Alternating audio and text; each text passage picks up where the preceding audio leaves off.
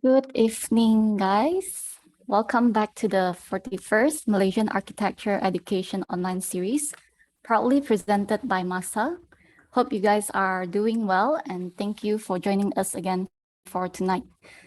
By the way, PEF Student Digital Grant 2021 is open for registration until 13 September 2021. Do check it out on MASA Instagram and Facebook page or PEM official website. So for those who are new, let me introduce what MASA is. MASA stands for Malaysia Architecture Student Alliance and is a non-profit student committee acting directly under PAM, which is Pertubuhan Architect Malaysia, consisting of student representatives from all architecture institutes in Malaysia. During this time of MCO, MASA and PAM have decided to launch this online lecture series for students to be more productive and gain more insight. Architect Adrianta is the head of PAM Education and Dr. 𝐋𝐞𝐞 is the convener. My name is Beveliana, a MASA representative from UCSR University, and I'll be your moderator for today. I would like to introduce the speaker for tonight, Architect Lee Carrol. She is the principal architect of Carrol Lee Architecture, director of Carrol Archicreations, and creator of CarrolLee.com. She had studied in Melbourne, Australia, and then worked in Singapore.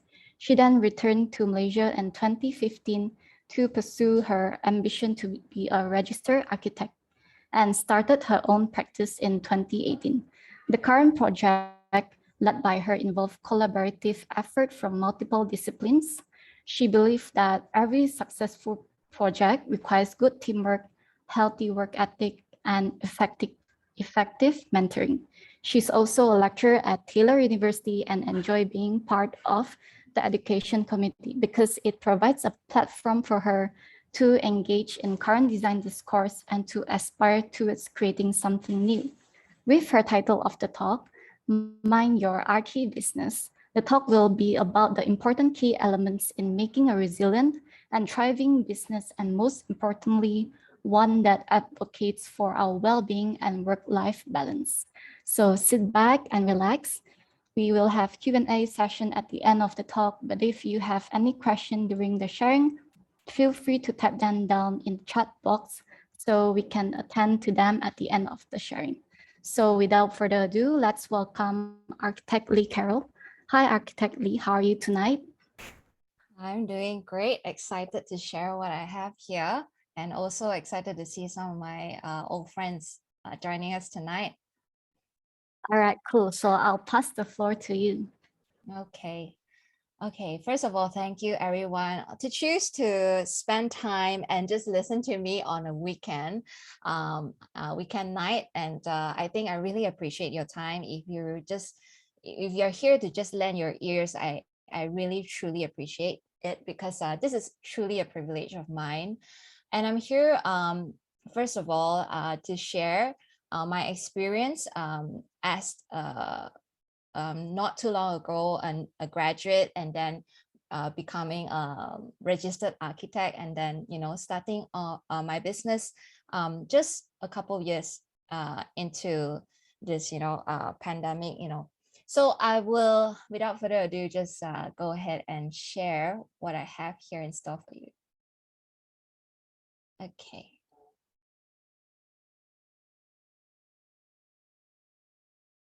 Oops.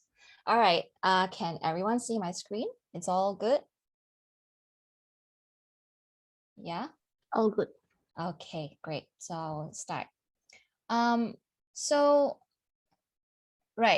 we are all in the middle of this pandemic, or maybe you can consider it recovering or not, but you can't help but think about travel. You can't help but reminisce even the days when you were able to just fly anywhere at any time, and this is actually an image that I took when I went to America.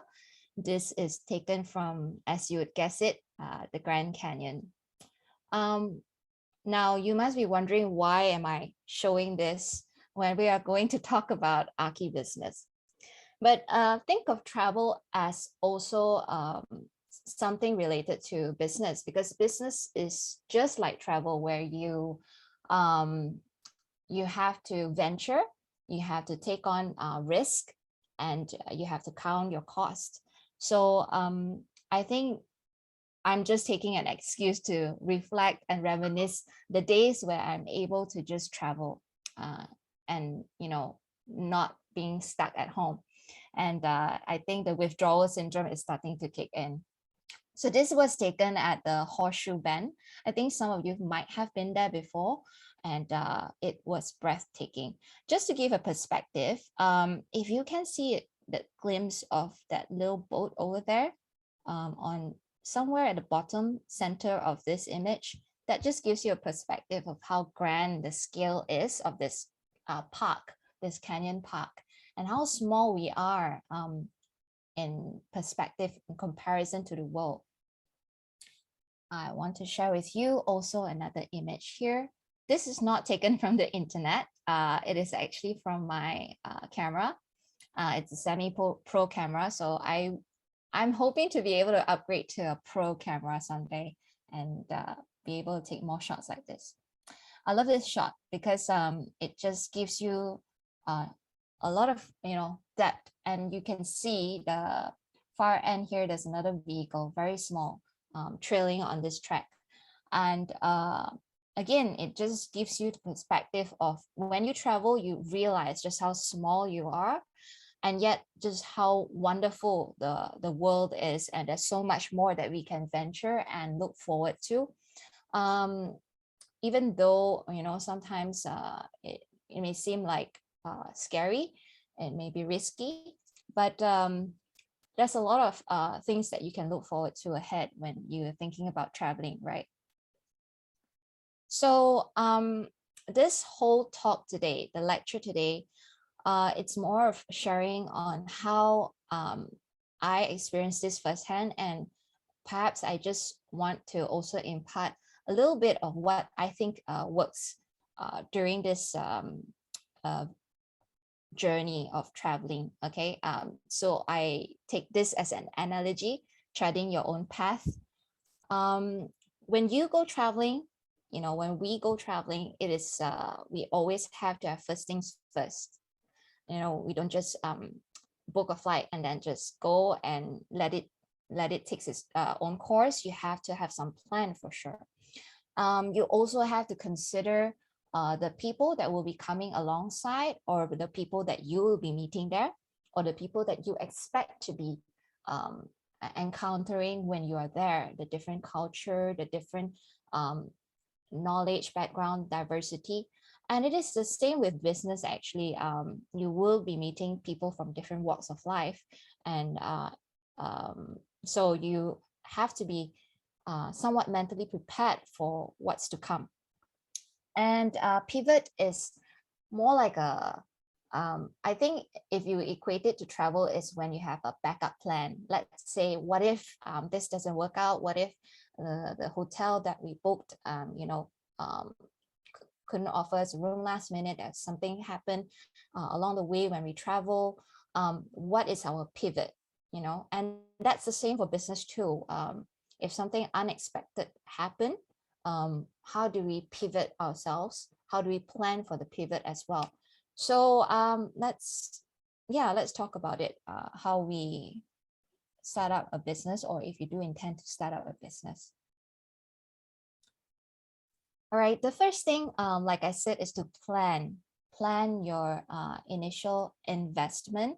And I call it investment because we all see investment differently, but I see investment as putting in your money where you should consider, where you can see potential growth in it, and you're putting in your money with an initial amount, and you may not be able to see the immediate fruit, but it comes with time, it comes with patience, and some hard work. Okay, so these are the things that you may need to consider, if you have yet to consider, before starting up. Okay, before starting up, these are the expenses, like license to practice. So if you're now a registered AR, you have the license to practice, but you need to have fees that you have to pay. First timer, like your first year registering for it, this is the amount, and then renewal every year after, this is the amount. You also have to consider the cheapest way of marketing, website design, and your own domain. And that would be about like 3,000 to 4,000. Or you could start from scratch, do it yourself. Why not? Name cards. Name cards, for some of you, you may think that it's a thing of a past, but it has been an inherited like a practice, and it's nice to be able to give cards, and it's just a formal way of being courteous. Okay, so name cards is also another way to promote yourself, to market yourself.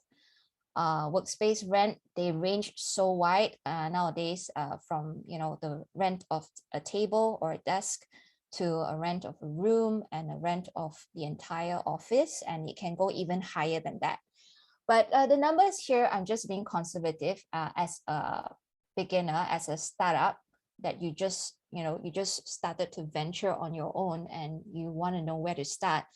You can start small, and these are some of the options that are already out there.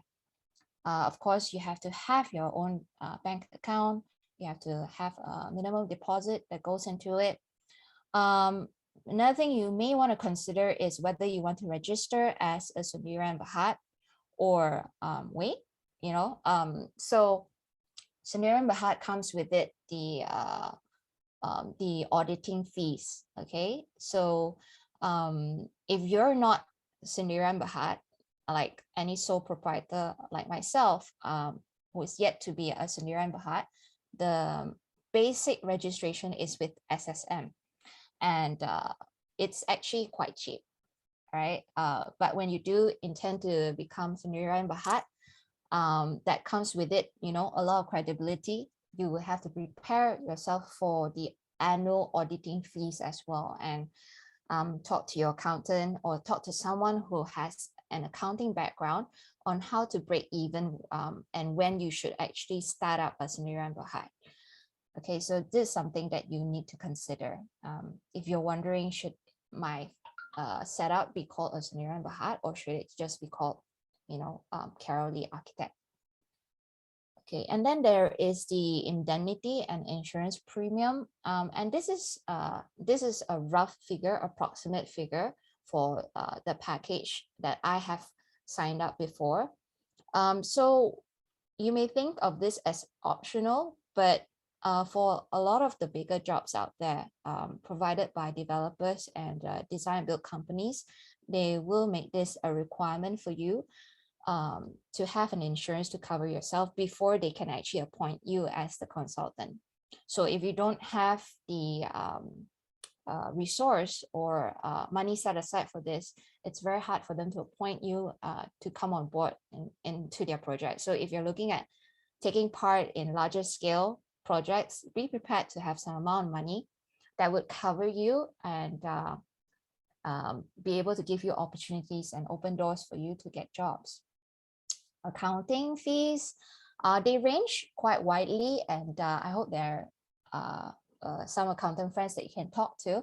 There are part-timers and there are also full-timers, so you can actually choose, and there's a wide selection of accountants out there that are just be sure that they are actually real accountants and they are registered. Okay, software licensing, this one is a lot of times people overlook this because there are a lot of student versions out there, or maybe trial versions, or even like cracks and codes. But to be ethical about it, if you want to choose the highway to becoming a healthy practice, surely you would think of ways to be able to buy these licenses and actually pay these people for their efforts worth. So nothing to fear, because there are monthly subscription available. There are also annual subscription and perpetual options, and full and light versions too. So you don't have to subscribe yourself entirely to the software for life if you're short on budget, and other fees that you may want to consider. Okay, so the other thing that we must consider, that is just the initial expenses that you may need to fork out. The other thing you need to consider is the ongoing expenses to sustain the practice. So you have the business expenses and of course your personal commitment to things. So business expenses look like, salary and staff if you plan to hire any, printing, stationeries, travel, utilities, you need to travel, you need to allocate money for travel. Oftentimes when you go to sites, right, and you go even outstation, you need to allocate that amount of money to sustain yourself. Rent a workspace, that's your ongoing expenses. Renewal, I've covered that before, renewal of license and also insurance and software licensing. The other thing about personal expenses, and this vary from one person to the other, you can keep it low, and you have to consider, what are your commitments like. Everyone is different. You may have loans to pay, student loans or education loans. You may have investment that you want to look into, and some savings for other things. So there is a rule of thumb when it comes to budgeting, and let's look at this diagram, quick one. So Senator Elizabeth Warren, you can look her up if you're wondering who she is. So this is a very popular rule, and I wish I knew this before I started my practice. I didn't know, but thankfully when I checked back, I think my fraction and proportion of spending is quite there. Okay, so take note that this is after tax. After tax means that's your like net profit from your income, because you have to pay tax, right? So taking away the tax that you need to pay, whatever that is left, 50% of it, you allocate it to your needs. And then ideally you have 30% for your wants and 20% for investment. Of course, the more you put into investment, I would say the better. But this is the general guideline. If you find that you're starting to spend beyond 50% for needs, then perhaps you have to find a way to relook at how you spend your money and how you put aside money for investment and wants. Okay, investment is it's important, and by important, it's also an understatement. It's vital for you to survive. Okay, so the other big lesson I wish I knew was that I wish I set aside some money before I start.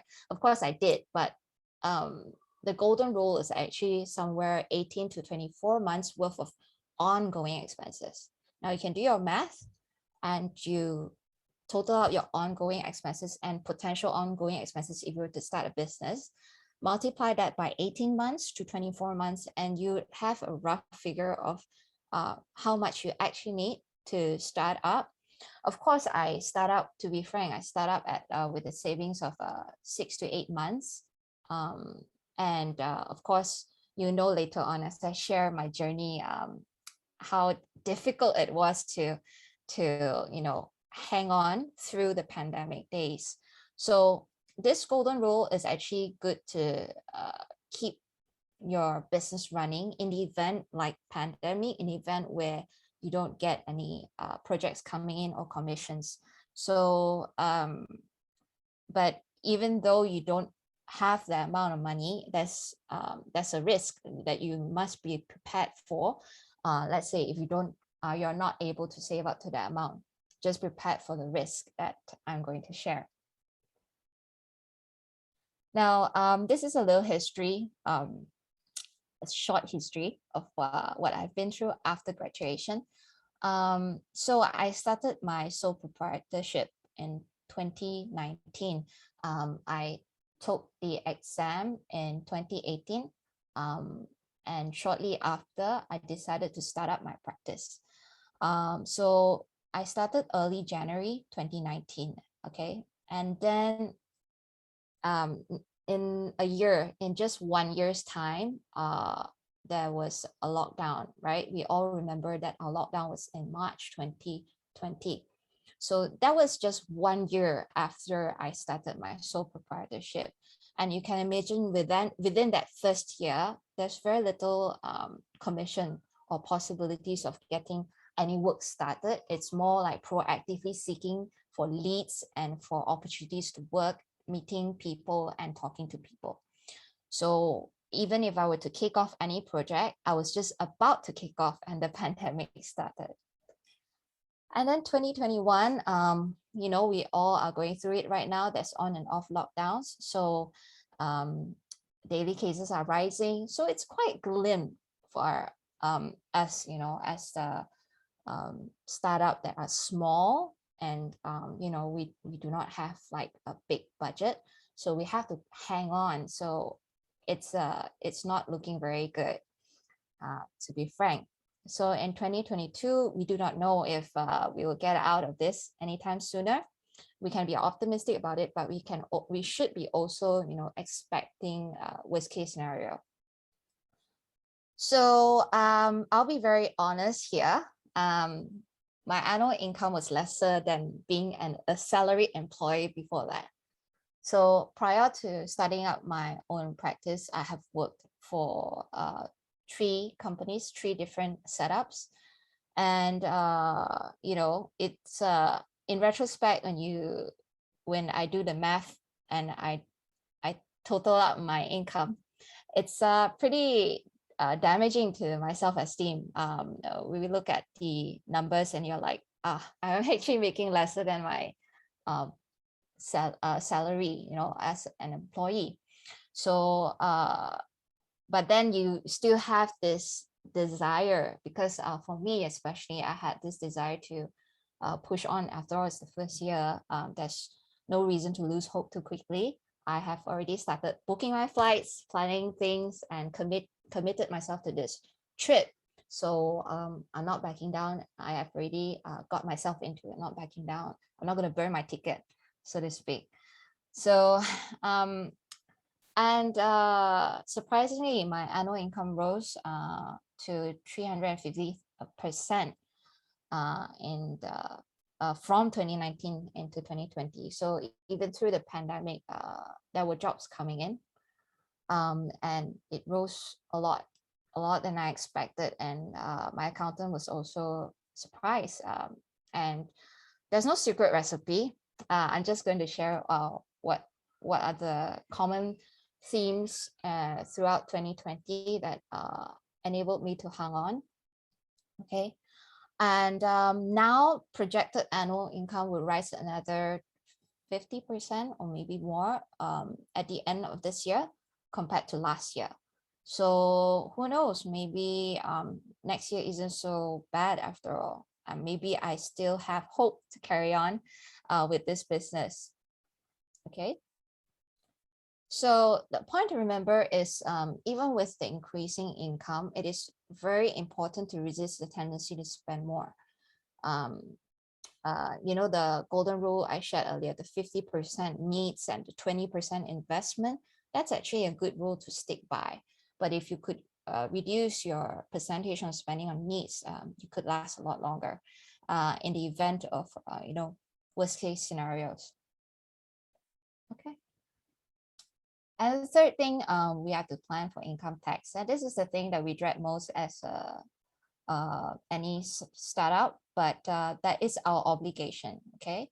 So you need to identify the approximate tax rates that you need to pay according to your taxable income. Okay. And this is just a rough figure. You'll probably be around this margin if you're doing well. And I highlighted this because that is, you could go as high as, you know, a quarter of your savings that is payable to the government. And so assume that a quarter of your income, I'm bluntly putting this, just assume a quarter of your income will go to paying tax, and that leaves you with 3/4. So it's a big sum. Of course, there's also Sendirian Berhad that I spoke of previously. So the rates for Sendirian Berhad is slightly different. It's capped at 17% for your first 600K income. Okay, of course, it's a different story if you earn more than 600K annually, but it's capped at 17%. But the caveat is you also need to allocate about 16 to 20K for auditing fees. So you have to be smart about it and consider if going into Sendirian Berhad is a wise choice, because your tax is capped at 17%. While it's lower than what is being shown in the table down here, you may still be obligated to pay the auditing fees, okay? So something to think about. You have to identify your tax rates. And the last thing when it comes to planning your resources is to consider other ways, other options to go on a budget. I like this picture because it just tells so much about, you know, when you're traveling on a budget, you're backpacking. So you're planning to get to somewhere, but you need help. So that's how we can also seek help or seek other ways to do it cheaper or to be more efficient with our dollars or our ringgit, okay? So that's virtual office address for some of you who don't know, or for some of you who are considering to rent, but the rent is seems to be like such a big overhead, you can consider virtual office address. And what this means is that you want to have an address that looks good for your client, and it looks like an office and not a house address. You could actually subscribe to a lot of virtual office address that are available out there, and you just pay a subscription fee of approximately 50 to 80 ringgit a month. And that's so reasonable compared to renting an office that you have to pay for, you know, easily 800 to 1,500 or 2,000 a month. That's a lot of savings there if you want to start out the first year running your own practice. Consider shared workspace. If you find that your home is not the most conducive area, I start at home, to be honest. And eventually I did rent desk space, and then we went to a co-working space, and of course the pandemic hit and now we're all hiding at home. But the good thing about this kind of shared workspace is that your commitment to renting is you can just almost terminate and you know, just give the landlord a heads up, and you don't have to commit yourself for, you know, years and years to come just paying rent and no one is actually using the space. Also storage space, you may take this as very minimal, you know, it's trivial, but it's actually not trivial. You have to think about storage space, because the trouble I have with my workspace right now, it is almost cluttering and filling up the entire dining area, as well as creeping into some of the living room, because we all know that our practice comes with it a lot of papers and documents. So you need to consider space where you can store them virtually and physically. So you can rent them also on a monthly basis. Yes, so I have a printer. To, you know, when you first start off my first year, the first thing I wanted to get was a printer, and at least an A3 printer. And of course, you know, I want to cut my initial expenses a little bit, so I choose to do it by installment. And again, softwares, you can do it at you know, monthly basis or just temporary, and you can unsubscribe after that. Hiring for help, yeah, I do, because with the many projects that poured in 2020, I do have a full-timer, but at the same time, I was also considering hiring more, but I was in my first 2 years was a bit concerned about committing myself too early on to hiring too many people all at once, because I have to sustain and ensure that I keep paying them in the months to come if I don't have any project. So you could consider hiring freelancers. There are a lot over there in Fiverr, and also, you know, WhatsApp groups that you have, just ask around. There are a lot of freelancers out there. delegate your tasks and time by employing third-party services. So yes, with it's a chicken and egg, right? You have to consider getting more projects, but at the same time, you also have to consider if you have the manpower to do it. So hiring people is another topic by itself, where you need to really consider who you're hiring, how you hire, and sometimes you just want a quick solution to it, and you could actually just hire third party on a short-term basis to do the needful tasks and carry on. Yeah, I did mention about this earlier too. I'm not that tech savvy to create my own website. Of course, there's Wix, there's a lot of other available platforms out there for you to do it on your own, but I didn't want a Wix on my domain. So I wanted my own domain, carollee.com. So I seek help, I ask friends, and I'm sure you will come across a lot of people who are able to build your website for you. Okay, so we have many platforms available to start, and that's the beauty of our generation now, even in the midst of pandemic. A lot of things can still carry on just because we are given so many platforms to do so. We can do a lot of things through the internet, and we just have to think big and smart about it. All right, some things to consider with all that I've shared. Do I have enough capital? Do I have enough to start my business? Remember the 18 to 24 months ongoing expenses to put aside.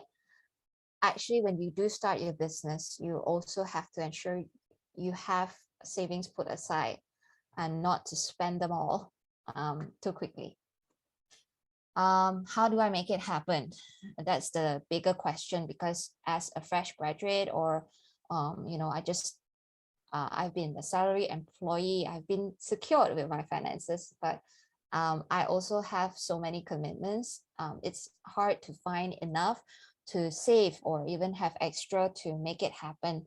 So if you heard of the gig economy, that can be an option you might want to consider.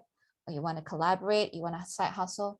Think about other ways and not be too easily content with this is all I can make and that it is all it is. Push yourself a little bit more to think about opportunities that can help you grow. Otherwise, it's okay if you're content with where you are, but if you want to eventually start up your business, you have to think of ways creatively to grow and how do you make it happen instead of seeing it as a stumbling block. Yeah, this is some math that you may want to consider doing, like what is the projected duration for my business to break even. We talk about the initial expenses, ongoing expenses. These are not small amount, to be honest, when you first start up.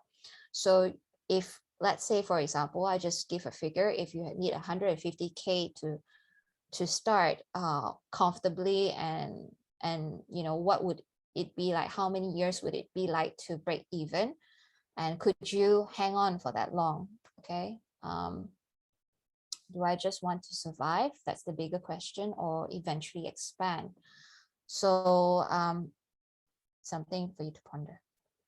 The other side note is we need to have important considerations for fees versus work hours, and this is a constant battle. Even when you do set up your own business, you think you have all the autonomy, but you always have to strike a balance, or a fair balance between fees that you're charging and the work hours that you're going to be spending on. Because if you do not do this balance well, you'll be exploited quite easily because you're new in the market and you appear to be desperate, and people think and assume that you really need a job. So we all know that architects, we have our scale of minimum fees, but oftentimes there are groups of people who would still charge lower than the minimum. And my question to them is, does it justify the work hours that you're going to be spending?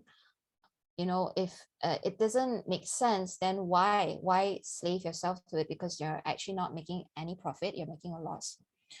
Okay, even in desperate times, we have to consider this. So back to the story of traveling. I think that's a lighter one, and I love traveling. So I I'll share a little bit about my experience when I go traveling with my family of, there were 8 of us traveling. And so we rented this motorhome, and we were brought around by a couple who are US citizens. So we were able to cover the whole of the west side in, I think, in the 28 days. Yes, that's about 4 weeks. We're able to cover the whole of the West America in 4 weeks. And how do we make it possible? Because if you think about the time constraint and the budget, and if you were to fly from one state to the other, it would be very costly. So why not take a motorhome? It is a different way of traveling. It's not conventional to us as Malaysians to travel like this, but it is an option that's already available in US.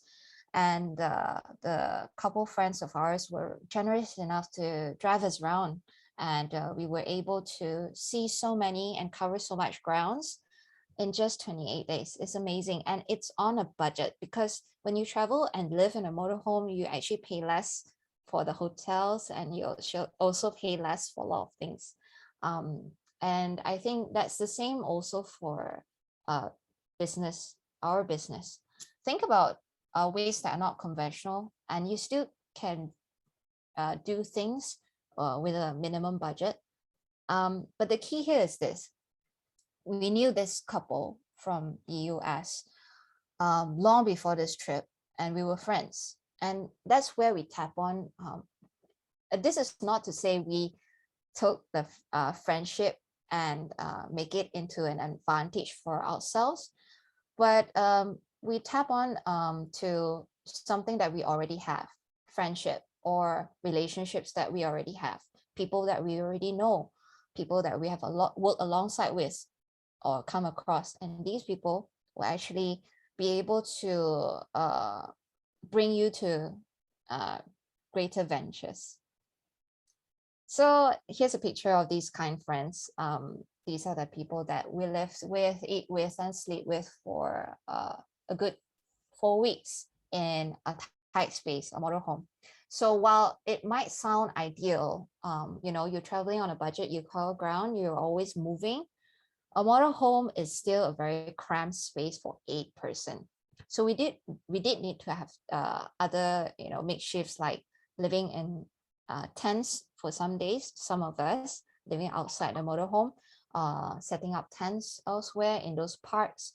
So it's not all roses. We have to think of ways to make it comfortable on a budget. And this is the same for business. We will be constrained in other ways, but make light of it and not be too caught up with the difficulty.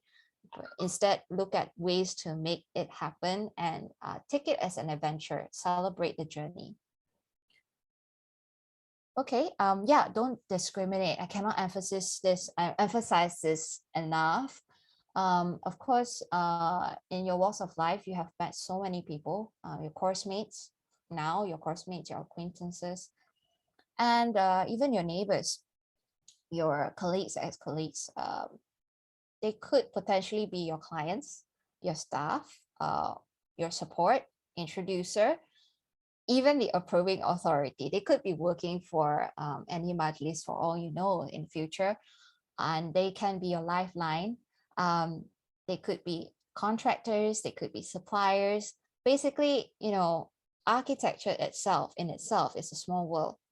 And you would find that these are people that you have met and people that you have crossed paths with. So the lesson here is not to burn any bridges. And I'm not saying this like it's a Game of Thrones where you go into any relationship thinking about the advantages that would come with it. No, that's not what I'm saying, but it's to remind ourselves that we don't discriminate, and we always have to remember that every relationship brings with it pros and cons, and we need to think more about the pros and dwell less on the cons, because who knows, I'll share in a bit what happened with some of my friends that I met along the way. Okay, so college days, looking at graduate days, and becoming a principal architect. So this is a brief timeline. In 2010, I met a friend, attended her wedding, and whose husband is in the M&E field.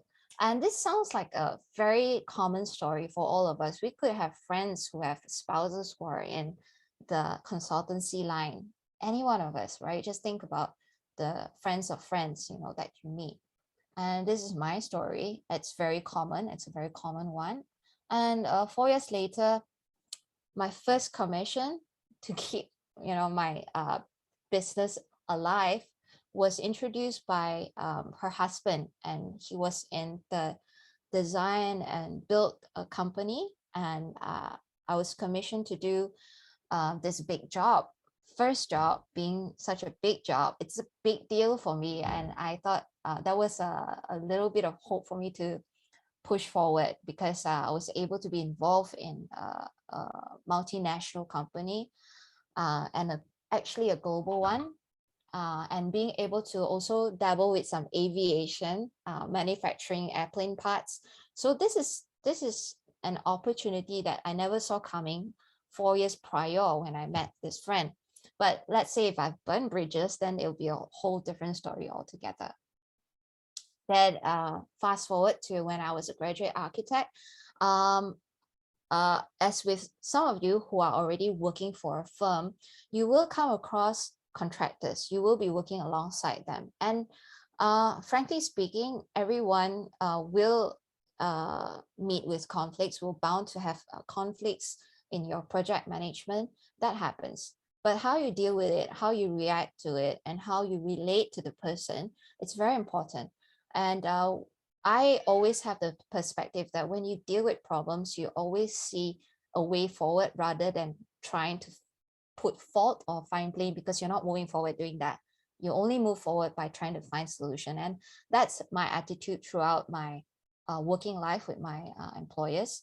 And so in these companies that I work for, I have a colleague of 3 years, and he also started his own D&B startup.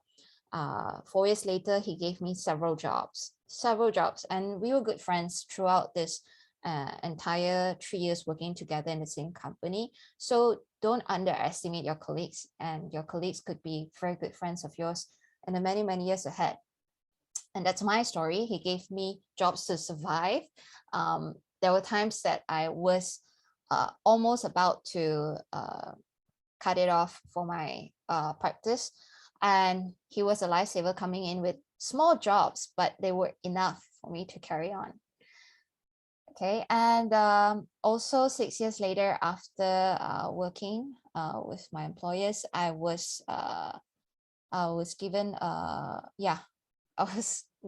I was appointed as a principal submitting person for a big franchise. I cannot reveal the name right now, but basically it's the fastest growing company across Malaysia, and I have been appointed to sign all the outlets, sign off all the outlets, and be the principal submitting person for the many, many outlets that they have across Malaysia. And that's an opportunity given to me by an ex-colleague. Okay, and of course there were other leads and recommendations that did not bring to fruition. That happens too, but we do not despair because of those. We hang on to the commissions that were confirmed and appointed, right? In 2018, yes, I did take a side hustle, and I call it side hustle because I was actually working full-time with my bosses, and in the weekends I would spend my weekends and even night times doing other jobs that are and this was for a relative of mine who then later gave me a job to do a housing project, and it's a 6 to 7 year deal. So I have signed it, and I've been commissioned. So I'm set for 6 to 7 years to come. Let's just put it very bluntly. But the lesson I'm trying to bring forth here is you can meet anyone in your life, and if you don't burn bridges and if you have the right attitude, you'll be given opportunities. You just need to look around. Okay, don't take advantage of your connections. What I'm trying to say is make meaningful connections. Don't just network. I don't like the idea where people think network, you just touch and go, exchange name cards. It's not just that. It needs to be a meaningful connection. So I think, how am I doing with time? I'm going to be very quick. So we did end up in our trip midway in US, our motorhome breakdown, because I think there were too many of us, or we put on weight along the way as we eat the food in US. It broke down and when it was climbing uphill and when we were heading to Lake Tahoe. There was this up and winding roads. It's almost like Cameron Highlands. Imagine going through the hills of Cameron Highlands with a big vehicle towing up not just us, but another vehicle on tow behind it. So it broke down and it was really bad because we weren't able to stay in the motorhome. The generator and everything just ran havoc. So we were thankful to have a friend who were actually meeting us midway in Lake Tahoe. They weren't from Lake Tahoe, but they were from LA, and they were actually meeting us midway that night when it broke down. And so we were able to get help by carpooling and finding a motel to live in. This is the picture of the little boy. The parents are our friends who we met at Lake Tahoe. They came from LA. They are of Korean descent, but now US citizens. So that's what I meant, friends. Friends can come to your aid at the time of need. You never know. So the last thing I want to bring forth is pivot. How do we pivot when things change even after so much planning and execution? Like with all travels, we plan, we count our costs, but we cannot prevent things from happening if they should happen, like flight delays, for example. So the most important thing that we have to keep in mind is to have the attitude to be able to pivot and to change. Okay, so we don't fixate our mind on one thing, one way of doing things, one way of doing consultancy, one way of doing architecture. So we have to define for ourselves what architect is today. Are we still doing consultancy the way architects are expected to do, like in the 70s and 80s? Or have we actually evaluate how we run our practice, how we do things? Because maybe 10, 20 years down the road, architecture practice will look very different from what we assume right now. And we have to prepare for that future and not just look at how practice is being run now. So this is just to paint a picture of then and now. Then drawings, now software, then lone genius, like Frank Lloyd Wright. Now it's all about teamwork, collaboration, joint ventures, and all that. So the list goes on and on. There's so many differences from then and now. And what about now versus the future? So you would see change coming. It's bound to happen. It's whether you are prepared for it or not. So how do you prepare for it? What does it look like for current employees like us? We have to look beyond working in Malaysia, maybe. Of course, we want to serve our country, but we also have to sustain our business. So we have to look beyond Malaysia as well for job opportunities. Talk to people that may know people from abroad, construction companies from abroad. Look for other opportunities to offer not just your architectural knowledge. There are other knowledge that you can. And I think as architects, we are very versatile in learning and adapting. We can embrace any knowledge and pick up any skill and be able to execute it well if we are willing. So what are the supplementary and additional services that, for me right now, I'm taking on a GBI facilitator course, hoping that I can actually add on to my services as a GBI facilitator. So why not consider other skills that you can do, joint ventures. You don't have to always do it yourself. I have projects in Sandakan and I have joint ventures with architects there. And that makes it possible for me to expand some of my projects. Innovate new ways of getting things done. I cannot emphasize this more because think about drones. They could be our eyes to inspect site in future. So why not do it now, embrace it now, try learning how to use drones. What does it look like for current graduates? And I think for most of you here, and that is, I'm not telling you to go out of Malaysia, but there are opportunities outside Malaysia. Have you considered doing that? I did that. I went to Singapore, but I do intend to come home and serve the country. I just wanted to see what Singapore has to offer in terms of knowledge and skill, and be able to bring back some of that and apply this to my practice. Be a bit flexible with the hire options. Maybe during this time of pandemic, you have to consider hire on a contractual basis and plan for passive income side hustle. Okay, post-pandemic, I think we can all just predict, but I think more importantly is to be prepared for it. Gig economy is quite big right now. How do we employers embrace that and be able to still accommodate the younger generation who has multiple side hustles? Do we embrace that or not? You know, strive for more connections, build rapport.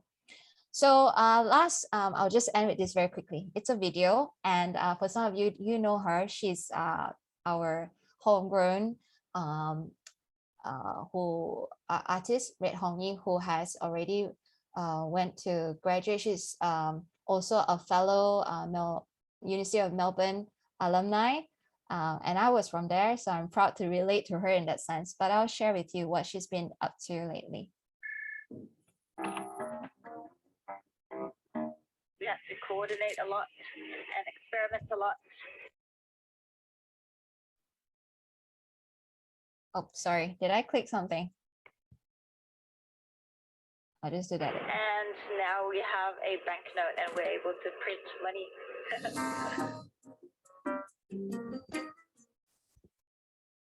One concern about fiat money and money banknotes from central banks is the continual printing of paper money, which economists warn might lead to inflation. I guess that was inspiration for me to go, hey, maybe I can print my own money in a way to troll banks, to show that once I have a printing plate, I can print as many as I want.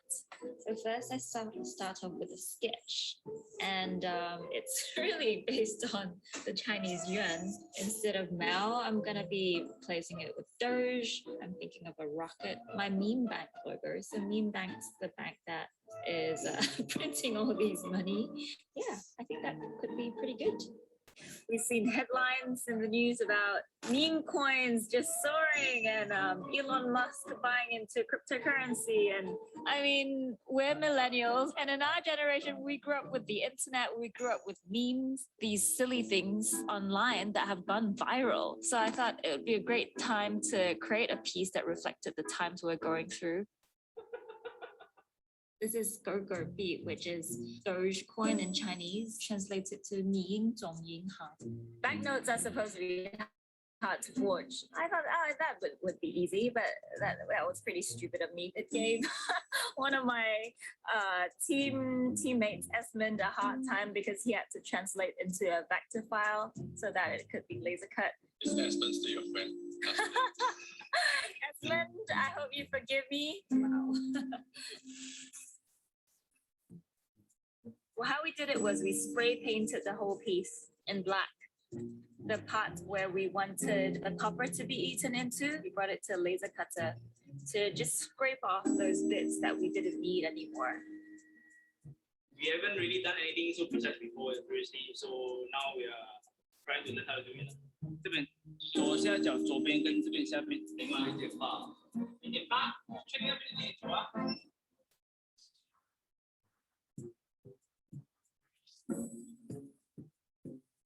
The earliest found paper money was actually found in the Song Dynasty in China, and it was on a metal plate. That was how people used to print paper money. So today we're setting out this kind of a container, and we're putting liquid into it, ferric chloride to be specific, and we're going to lower our copper plate into it, and the exposed copper would be eaten up, and that would reveal the design.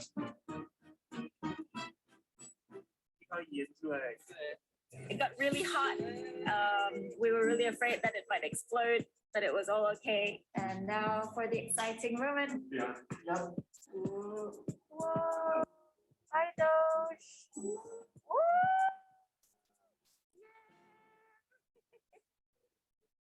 I really wanted to merge the physical and the digital worlds together. It is the very first unique, I guess, rare piece that is a masterpiece. Whoever owns that copper plate would be able to print money. I mean, print my artwork. We're printing money today. I've got my bank employees here. We're ready to open an account. Bank employees. So let's do it.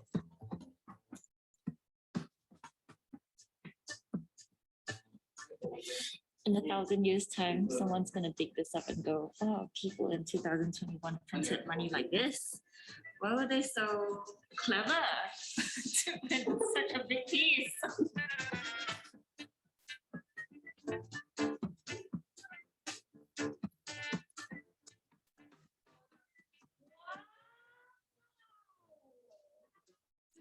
Very nice. Okay. An NFT, whoever owns the NFT owns the masterpiece. And there might be JPEGs floating around, but that kind of doesn't mean anything because it's just JPEG, you don't earn that. What fascinates me about NFTs is that it will be registered on the blockchain. It is a proof of authenticity for an artwork. I can see how it can replace a lot of clunkiness and that its benefits can extend to many other industries too. We're on our way to printing a lot of money. Yeah.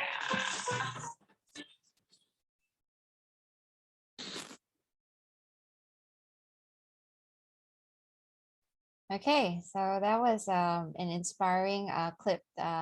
And I wish to share this because I'm not trying to advocate for cryptocurrency investment. That's a whole topic altogether. But what I'm trying to say is Hongi herself is also an architectural graduate, but she became an artist and she became a very creative persona that we all are inspired to and aspire to. So I think we have other ways to pivot, I'm sure, because we are creative individuals after all as architects.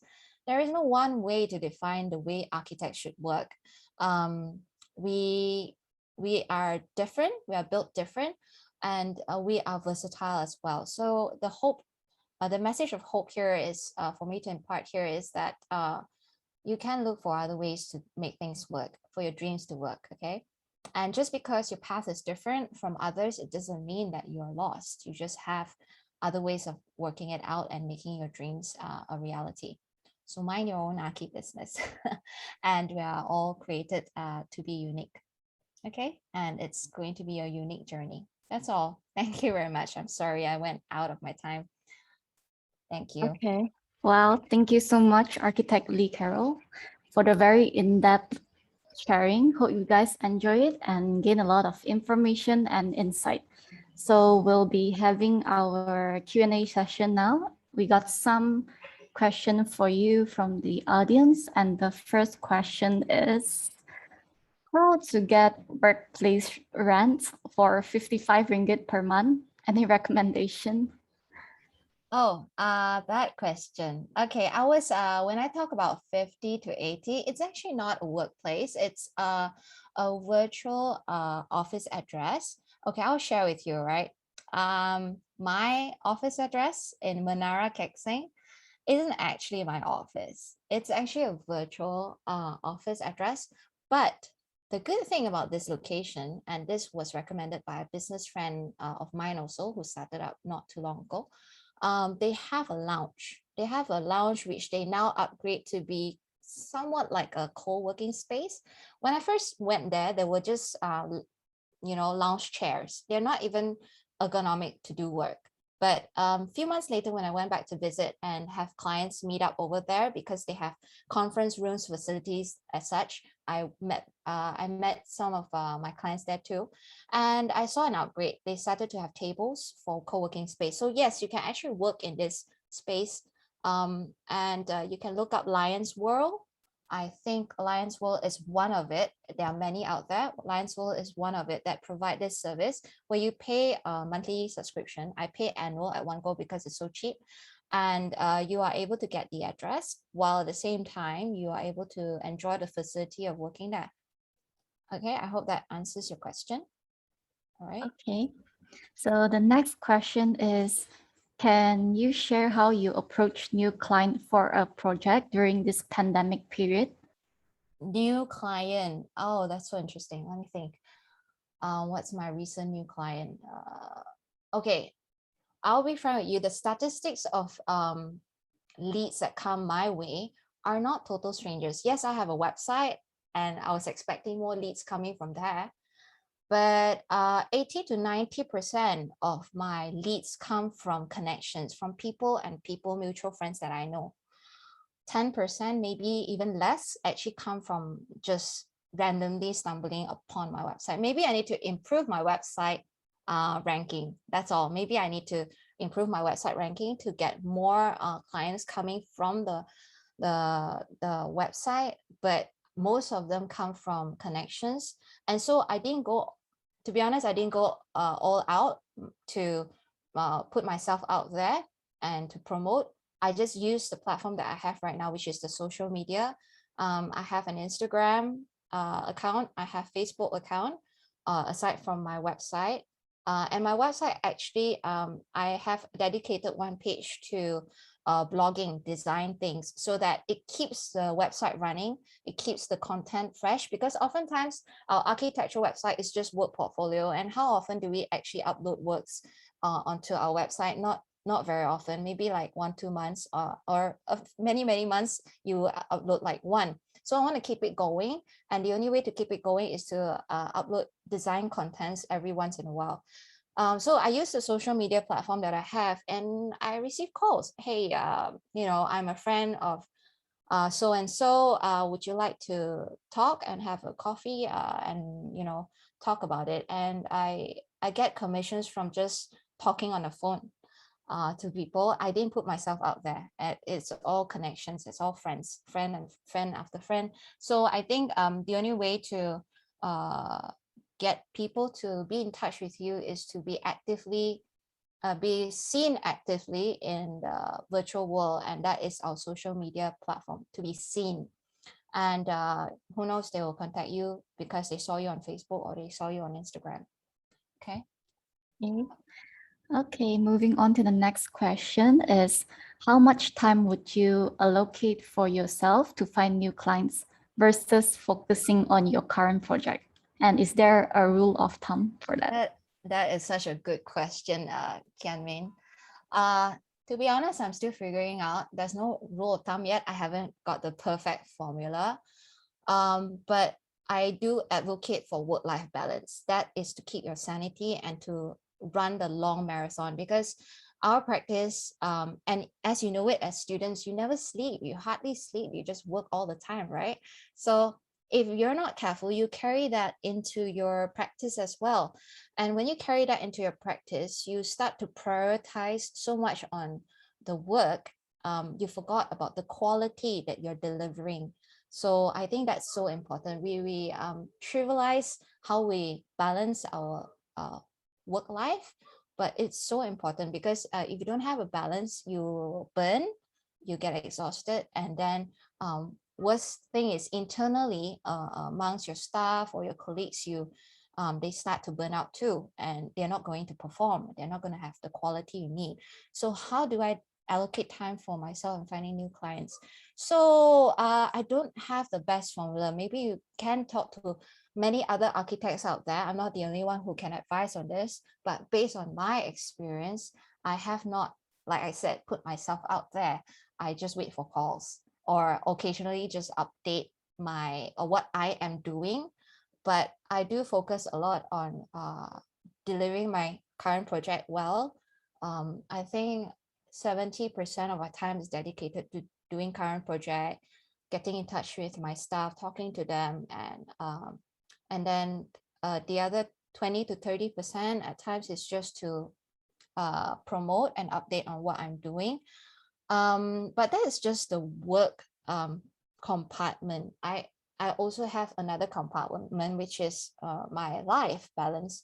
And I actually put a lot more energy doing that. So yes, I do work 8 hours, 9 hours, sometimes even around the clock, but I don't make it a habit. I don't make it a practice. Like it is part of the work culture. I'm not advocating for that. So when time calls for it, you have deadlines you have to meet, but you have to always set aside time for your sanity. That's what I'm saying. So I hope I answered your question. I'm not sure if I'm helpful in that area. All right. Moving on to the next one from Wrong Architects. What's your next step for your current company? Grow as big as possible or looking for a new partner? Is that an invitation? Wrong Architects, is that an invitation for joint venture? Oh, okay, I'm open for any option, but I think right now I set goals like in 5 years time, I would want to achieve a Sendirian Berhad status. Just very, on top of my head, I'm just putting it out there. It may change, but I set goals for now, like maybe in 5 years time, I'll commit to become a Sendirian Berhad, and that gives me even more opportunities for joint ventures. But who is not to say I can joint venture now? I am actually doing a joint venture with a Sandakan architect, so that I can get a job with IJM. And also in the next 10 years, I see myself having my setup having an ISO, ISO rating as well. So always find ways to set milestones for your setup, and that's mine for now.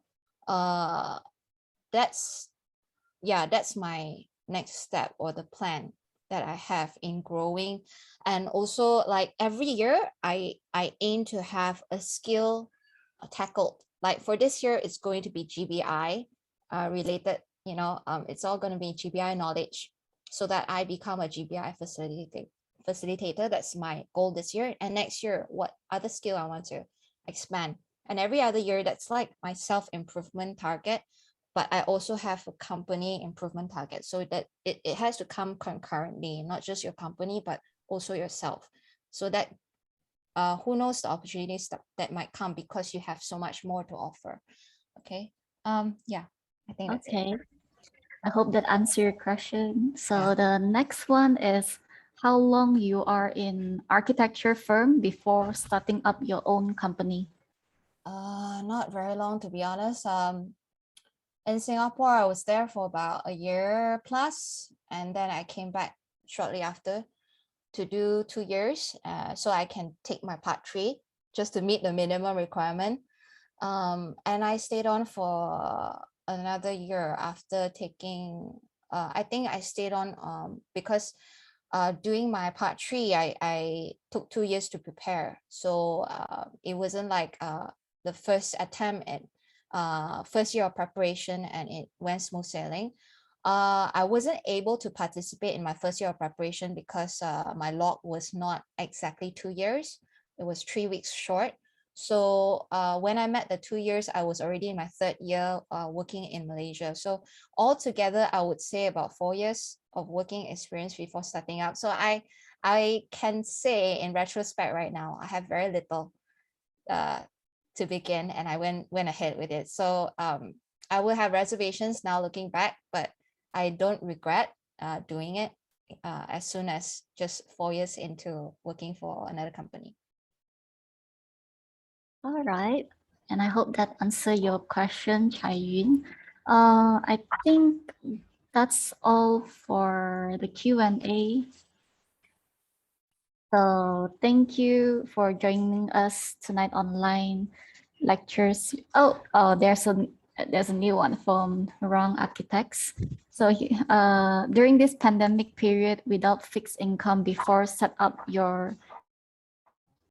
own company, how you manage your emotion when you bank account less and less? Oh, trust me, there was this there came a time, I think it was in the January January of 2020, and that was even before the pandemic. I started in 2019, January 2019, as I said, and with only like I think 6 to 7 months savings, and I stretch and stretch. I got one commission, which where I work for the aviation company, the client. So I stretch and stretch my ringgit to the point like I stretched to a year. Actually, I was able to somehow stretch to a year. And in January 2020, to be frank, that was the point where I was thinking, have I made the wrong thing? Have I made the wrong decision to start so early? Self-doubt came, and all that. But it's very funny how your connections with people work. They just happened to contact me at a time where I was at my lowest, and I was given a few commissions all at once before the pandemic hit. So it was between January, February, March 2020, and I got commissions. And also then the pandemic hit, but I was still able to sustain a little longer, and it got better as it went. So I think to be honest, yeah, it's not easy, but I asked myself if I should go back to work for any employer, and that was a definite no for me. And that's why I shared with you guys earlier, it's so important to focus on what is possible than what is bringing you down, to push forward. Because when you focus on what's possible, you try to make it work. You'll find a side hustle, you do all things to get there, and you find other means to get there. Yeah. Okay, I guess that is the last question. So let me wait a few seconds if there's any. All right. So thank you for joining us tonight for our online lecture series, and we hope you enjoy it and gain a lot of information and insight. So do keep in touch with our MASA Instagram and Facebook for the next online lecture. This lecture is also recorded, and the video link and the slide will be posted in our Facebook, Instagram, and YouTube. Also, if you haven't already done yet, you can also register for PAM membership at www.mypam.org.my. And there are actually a lot of benefits for architecture students. Until then, have a nice night, and we'll catch you next time. Bye. Thank you, everyone. Thank you. Good night.